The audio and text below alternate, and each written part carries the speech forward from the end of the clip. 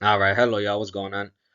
This is my research project and presentation on the Mexican impact on the Chicago metropolitan area. It's by me, Angelo Shantz. So let's get into it. So why does this matter and what is the problem? So the problem is that some people view this immigration and what it brings with it from Mexico and other various Latin American countries in general as detrimental to the Chicago area and or the country as a whole. Since Chicago has been claimed as a sanctuary city since 1985, there has been an even larger influx of immigration to the area, even though historically it always has been there, it always has been present. This also brings scrutiny upon Chicago from whether that's the citizens, local area, state, even other states. They do uh, hold that against Chicago for being a sanctuary city. What is the problem? Some would argue that this connection with Mexico allows for more crime, more job stealing to take place, and these very needed resources are being allocated towards healthcare and education, but not being given to the real citizens of the country and of Chicago in more particular. But we're going to get into that in a second here. First, we're going to move into some background history of how did it all start, why this Mexico and Chicago connection. And that's because starting from all the way in the mid 1910s and 20s, Mexican workers and immigration started making its way to Chicago in large numbers due to turmoil from the Mexican Revolutionary War. So this led to Mexicans actually being the first Latinos to make their way to Chicago. Many Mexicans settled in Chicago, drawn by the promise of jobs in the burgeoning industrial economy, the expansion of industries such as steel, meatpacking, and railroads provided employment opportunities for Mexican immigrants who were often recruited as cheap labor. So it was an easy way for the U.S. to kind of build up their economy rapidly and their infrastructure. So as Mexican immigrants began to settle in Chicago, they formed tight-knit communities in neighborhoods such as Pilsen and Little Village. These neighborhoods became vibrant centers of Mexican culture with the establishment of businesses, churches, and social organizations that catered to the needs of the growing Mexican population. The development of these ethnic enclaves provided a sense of belonging and support for Mexican immigrants in a new and unfamiliar environment. And on a side note, there's almost 670,000 inhabitants who were born in Mexico and now are in Chicago.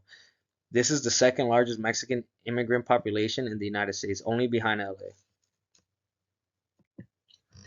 And so we're going to look at the outstanding economic impact of Mexico on Chicago's metropolitan area.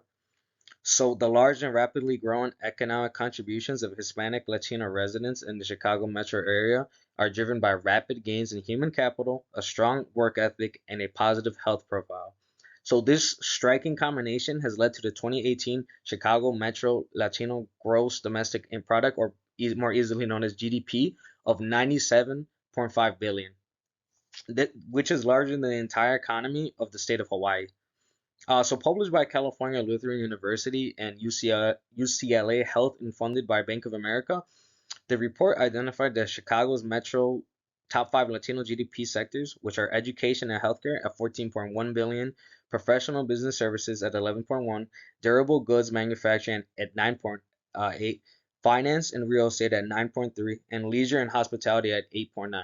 Additionally, the largest component of the Chicago Metro Latino GDP was consumption. This was totaling approximately 73 billion in 2018. On the same topic, uh, this quote right here: if it were not for Latinos, the population, labor force, number of households, and number of homeowners in the Chicago metro area all would have declined from 2010 to 2018, said Dr. Hayes Bautista. Strong contributions by Latinos overcame the declines among non-Latinos, turned all of these economic variables positive metro-wide between 2010 and 2018. The 2018 Chicago Metro Latino population was 2.13 million people, making it the seventh largest MSA by Latino population. It is also noted that between 2010 and 2018, the number of people in Chicago metro area with a bachelor's degree or higher grew at a rate 2 times faster for Hispanic Latinos than non-Latinos. The Hispanic Latino labor force participation rate was an average of 4.6 percentage points higher than non-Latinos. The Hispanic Latino boasted lower age adjusted mortality rates across the leading causes of death. So the U.S. Latino GDP is striking. The total economic output of Latinos in the United States was 2.6 trillion in 2018. If Latinos living in the US were an independent country, their GDP would be the eighth largest in the world. In addition, the US Latino GDP is most noteworthy for its extraordinary growth. Latino GDP grew a remarkable 74% faster than non Latino GDP in the United States from 2010 to 2018. And then we're going to get into more of the art and culture aspects of it. So the artistic and cultural contributions of the Mexican community in Chicago have been instrumental in shaping the city's cultural identity.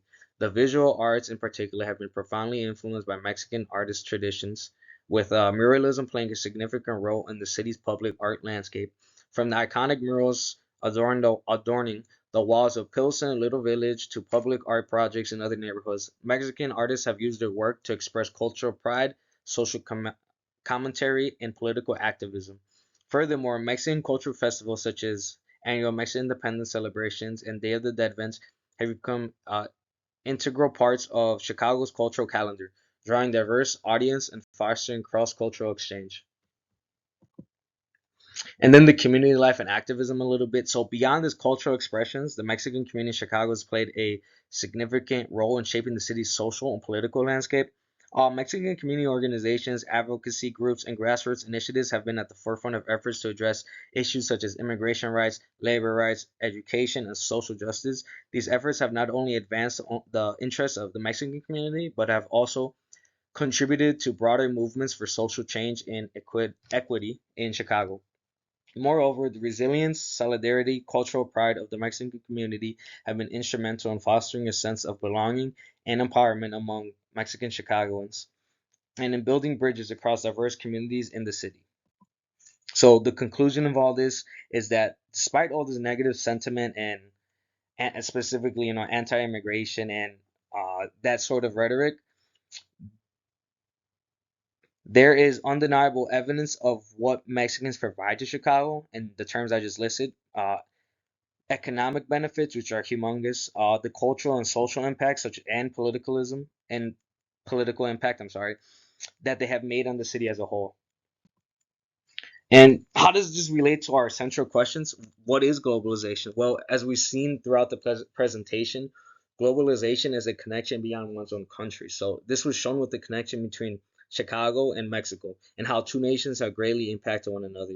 And we saw this happen economically, culturally, socially, and politically. But why does this globalization matter? Well, it matters because in the specific case of Chicago, we wouldn't be where we are economically and culturally without the globalization connection with Mexico. You got to remember, this has been going on since the early 20th century. So, what would the city be like without all the economic impacts it's receiving and has received from Mexicans in the past? Chicago wouldn't be the same without Mexicans, as they've just been interlaced for that long